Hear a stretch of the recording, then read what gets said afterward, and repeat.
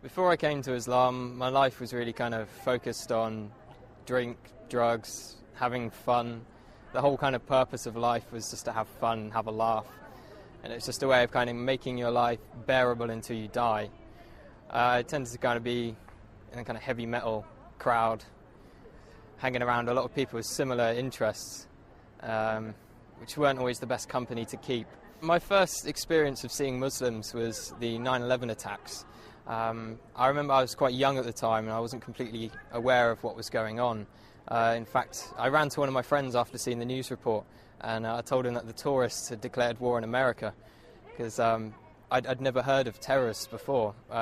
As the war was unfolding and I was seeing more and more about the war in Afghanistan, I started understanding that these people were Muslims and that the Muslims were doing these horrible atrocities across the world. So from that kind of media bombardment, I started getting a strong hatred for Muslims.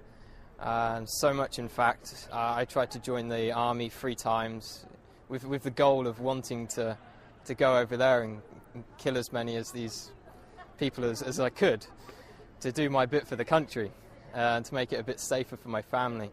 I thought they were kind of the big evil of the world. I started hearing a bit more about Islam. It was the last time I was applying for the army. I came across this radio station. It was at a time when I was listening to conspiracy theory radio and things like this. And it was a radio station from the American government called Terror Talk. And it was talking about the life of the Prophet ﷺ. It just didn't sound right to me that people would follow him from all these evil things they were saying about him. So I started to question what Muslims believed at that time. I was on a spiritual search anyway. At the time I was looking into Norse mythology and paganism, and one of my friends turned to me and said, before you decide on this paganism thing, have a look around a bit more. So I came across kind of Muslims on the internet. I think one of the first people I saw on the internet was Baba Ali. He broke the stereotype of Muslims for me. I was surprised that there was this guy who was funny and he was very laid back. He wasn't with a big beard shouting, kill the kafir and all this kind of stuff. And then I eventually picked up the Quran from my college. When I had it, I actually thought I was picking up a terrorist handbook, and I was a bit worried that MI5 were going to come after me as soon as they saw me take it out of the library. But as soon as I started reading the book, it hit me immediately. And I couldn't stop reading it. It sank deep into my heart. And as I kept continuing through the different surahs, I remember reading about the people in the fire having boiling water to drink, burning their throats.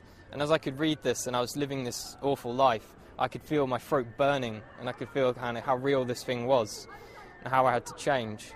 The first day I went to the mosque, I spent all day there reading, and my mum called me in the evening and asked me where had I been all day. And I said I was at a mosque. She's like, what? No, you can't be at a mosque, you're a Christian.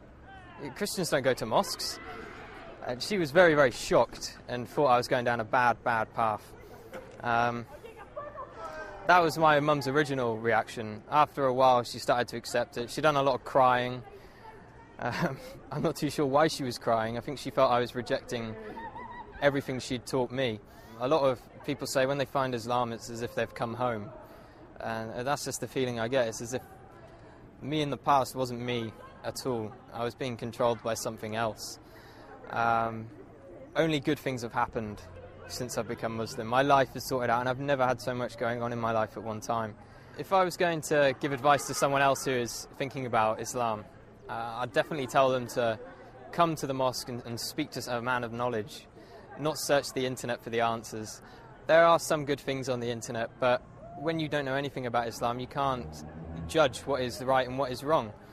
So it's much better to speak to someone, spend time with the Muslims. I spent many weeks in their company, and you get an understanding of who they are and what kind of quality of people they are.